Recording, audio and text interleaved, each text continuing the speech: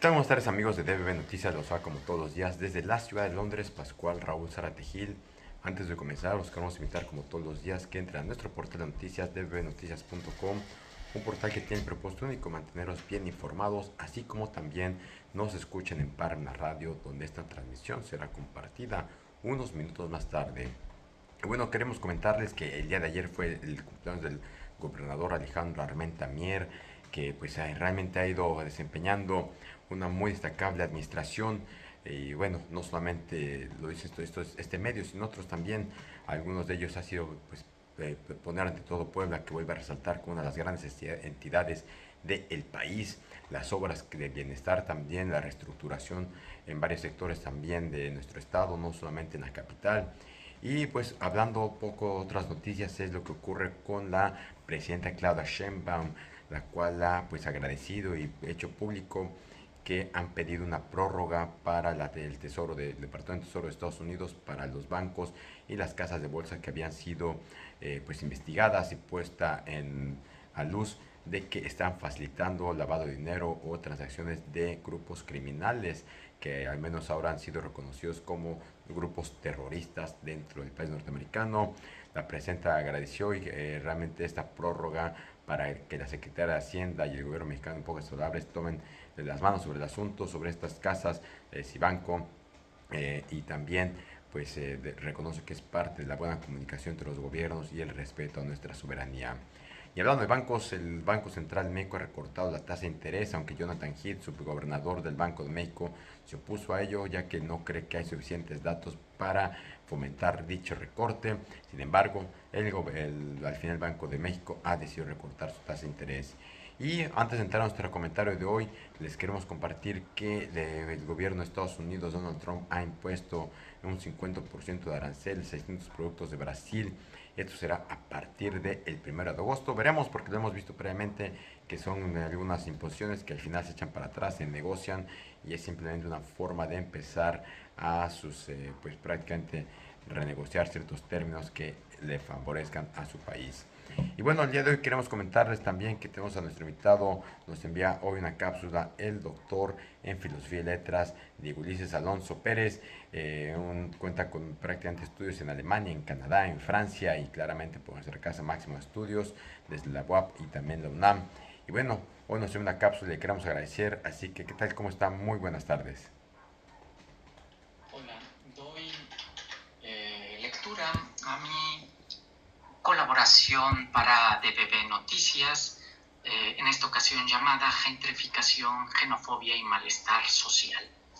El pasado viernes 7 de julio del año en curso hubo una significativa y numerosa protesta en contra de la gentrificación y el aumento del alquiler en la Ciudad de México. Esto ha dado mucho de qué hablar y la atención se ha centrado en algunas muestras de violencia que hubo o en algunas expresiones de xenofobia. Desde luego que estas son plenamente condenables de manera rotunda.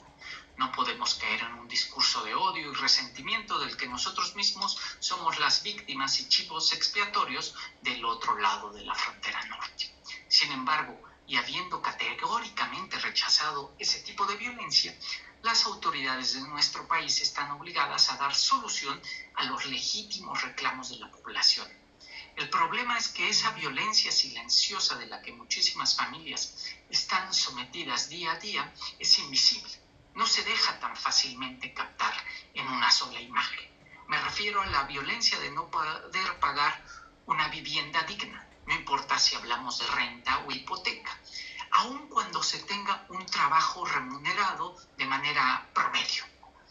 ¿Acaso no debiera ser un derecho el tener un mínimo de bienestar si es que uno trabaja de manera honrada?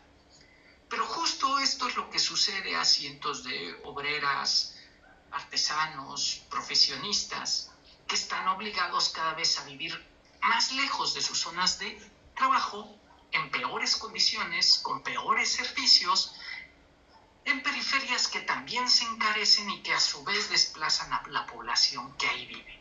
Es una cadena de desgracias. Si comparamos el aumento del porcentaje de los ingresos que representa pagar un alquiler o una hipoteca, comparado con lo que representaba para los ingresos familiares hace 30 años, Los datos son contundentes. Vivimos en una situación a todas luces injusta para las mayorías. Y esto no es exclusivo de la capital, sino que en casi la totalidad de las ciudades, de las grandes ciudades e incluso medianas de nuestro país, se vive algo similar. Si el gobierno federal y la mayoría de gobiernos locales se hacen llamar de izquierda y quieren que la población genuinamente lo siga identificando como un movimiento progresista, es un desafío al que deben de buscar dar una respuesta desde un plan creíble, medible y realizable a corto, mediano y largo plazo. Los intereses de las inmobiliarias, los fondos de inversión, los especuladores no pueden estar por encima de los de las mayorías. Desde luego que uno no puede ser ingenuo. Vivimos en un mundo en donde manda el dinero y las ganancias. Pero precisamente la tarea de gobiernos que se consideren a sí mismos de izquierda es ser capaces de encontrar equilibrios para que las mayorías no queden desprotegidas. Pues muchísimas gracias, doctor. Y sí es cierto, es un tema que no solamente es relevante en nuestra capital y en algunas ciudades grandes de nuestro país, es sobre todo un fenómeno que está ocurriendo ya a nivel internacional. En Europa creo que es los primeros ejemplos y datos históricos. Algunos países seguramente también ciudades en Asia, sobre todo en China en específico, India.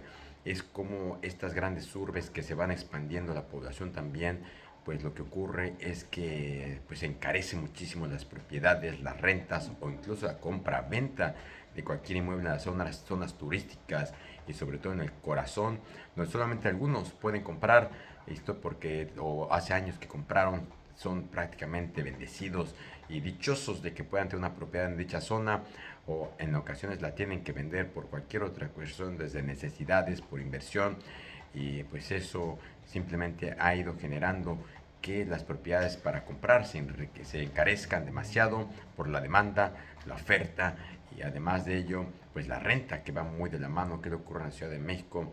Y pues bueno, ¿cuáles son las consecuencias que también vemos muchísimo aquí en las capitales como en Londres y en París y otras de Europa?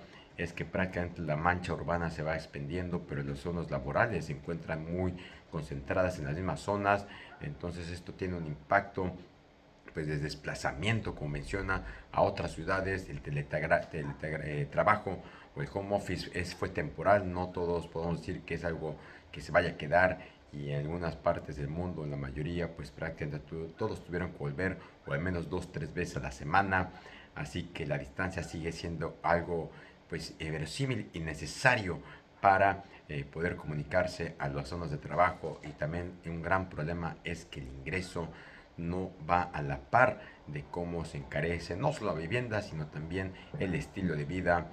Y pues, bueno, este es un tema muy interesante, algo que hay que analizar todos, y sobre todo en la Ciudad de México, claramente esto ya está empezando a alzar más las voces, porque incluso la gente de la capital saben ya lo carísimo que es poder vivir ahí, de comunicarse, que el transporte y los servicios públicos son precarios, y no por vivir en las zonas más caras significan que sean los mejores servicios, sino al contrario, tienen los mismos problemas, vistosamente son parecidos, pero el tráfico es igual. Y que señalar otras ciudades dentro de nuestro país que son, pues hasta cierto grado, están más retrasadas en todos estos servicios. Bueno, es un programa que esperemos que se pueda retomar, y sobre todo, como señala el doctor Diego Ulises, sobre todo con estos gobiernos que se hacen llamar al menos un poco más izquierdistas. Como siempre, les queremos agradecer. Antes de despedirnos, invitamos como todos los días a que le den like, compartan, dejen sus comentarios y nos escuchamos a partir de mañana con noticias frescas antes que los demás. Hasta la próxima.